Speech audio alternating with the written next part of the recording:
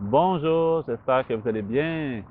J'avais expliqué dans d'autres vidéos que dans la philosophie bouddhiste, on dit que pour trouver le bonheur, en fait, on essaie de se libérer des états d'esprit qui sont nuisibles à notre bonheur. Et j'avais expliqué qu'il y avait 5 sortes d'émotions perturbatrices. J'avais déjà fait une vidéo sur l'attachement. Qu'est-ce que veut dire le désir attachement? Ensuite, qu'est-ce que veut dire la colère, l'aversion, la haine? Et donc, aujourd'hui, j'ai pensé parler sur le thème de l'ignorance.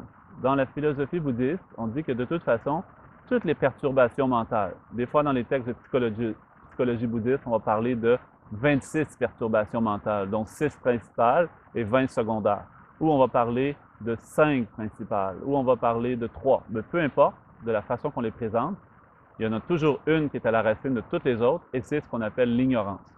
Et ce n'est pas n'importe quelle forme d'ignorance. C'est une ignorance qui comprend mal fondamentalement la réalité, qui nous fait percevoir que les choses existeraient de leur propre pouvoir de façon indépendante, alors que ce qu'on explique dans la philosophie bouddhiste, c'est que tout est interdépendant. Il n'y a absolument rien qui existe de façon indépendante. Donc, c'est des enseignements qui sont très profonds, très difficiles à comprendre, et on dit que si on les comprend, on va pouvoir atteindre ce qu'on appelle le nirvana et aussi l'éveil. Et donc, puis on doit aussi se familiariser, bien sûr, avec ces compréhensions-là. C'est pas comme si on les comprenait une fois que ça allait vraiment nous libérer de toutes les formes d'ignorance qu'on a. Il faut vraiment se familiariser longuement. Donc, juste aujourd'hui, pour mieux le comprendre, j'ai pensé parler avec vous de les 3 formes d'interdépendance qu'on parle dans la philosophie bouddhiste. En fait, c'est la 3e catégorie qui est la plus importante, mais pour mieux comprendre, je vais expliquer aussi les 2 premières. La première forme d'interdépendance sur laquelle on devrait méditer pour justement nous libérer de la fausse croyance que les choses ont une existence indépendante, c'est le niveau le plus grossier d'interdépendance. C'est lui de croire, en fait, l'interdépendance qui nous fait comprendre que tout ce qui est composé est interdépendant. Par exemple, quand on voit tout ce qu'on voit dans la nature, quand on voit les arbres, quand on voit la pluie, quand on voit le soleil, etc., on peut voir tranquillement que, ou par exemple les légumes, les fruits qui poussent, les fleurs, on peut voir que tout ça se produit en interdépendance. Il n'y a pas quelque chose qui existe de son propre pouvoir. Il y a des causes et des conditions qui font pousser les plantes, qui font pousser les fleurs, qui font amener la pluie, qui font changer la température, qui font couler la rivière, etc. Donc tout ça, c'est des causes et des effets qui produisent des phénomènes impermanents, comme ça, une suite continue de phénomènes impermanents. Donc ça, c'est une forme d'interdépendance pour les phénomènes impermanents. Même chose aussi pour l'impermanence de nos émotions, par exemple. Tout ça, c'est des causes et des effets interdépendants pour un premier niveau d'interdépendance pour les phénomènes impermanents. Mais il y a aussi un deuxième niveau d'interdépendance un peu plus subtil, qui là s'adresse plus à voir qu'il y a une interdépendance toujours entre le tout et ses parties. Pensez par exemple à une voiture. Dans notre esprit, quand on parle d'une voiture, il y a une image qui apparaît, mais cette voiture-là ne pourrait pas exister sans ses parties. Donc le tout, la voiture, dépend de ses parties. Mais de la même façon, les parties de la voiture, quand on dit c'est la partie de la voiture, la partie avant, la partie gauche, la partie droite, pour qu'on parle d'une partie, il faut qu'aussi qu'il y ait de son autre côté le tout. Donc on a les parties par rapport au tout et on a le tout par rapport aux parties.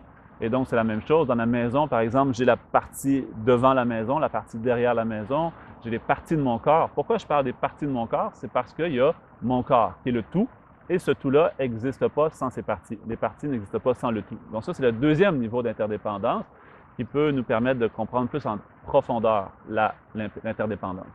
Mais le troisième niveau, c'est lui qu'on devrait encore le plus cultiver. C'est lui qui va nous permettre de comprendre ce qu'on appelle dans l'enseignement bouddhiste la vacuité d'existence propre. C'est l'interdépendance où on considère que finalement, tout existe en tant que simple désignation par un esprit sur des bases de désignation. Par exemple, prenez le phénomène Jason. Moi, je m'appelle Jason.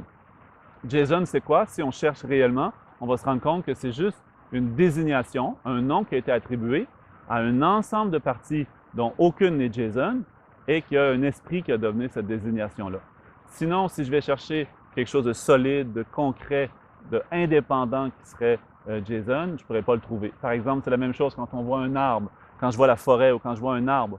Donc cet arbre-là, comment il existe? À mon esprit, il semble avoir une existence réelle, comme quand on dit « je vais couper l'arbre », par exemple.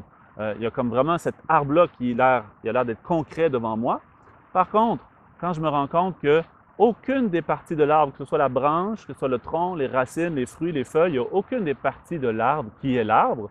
Par contre, sur la réunion de toutes ces parties-là, il y a une chose qui apparaît à mon esprit, et j'ai donné la désignation, l'étiquette arbre.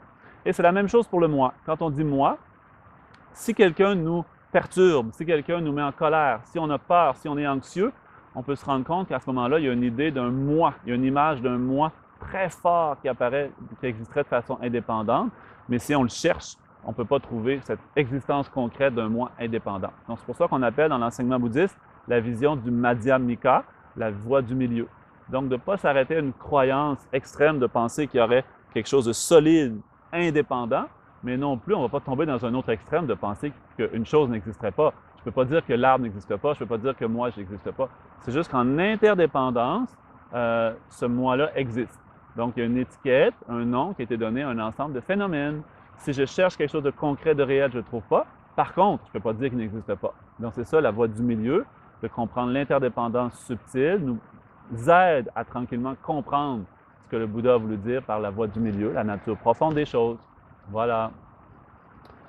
Chanchu Semcho Rinpoche Makin Panan Kegyu Chi Kepa Nyampa Mepa Kone Kontu Pewa Sho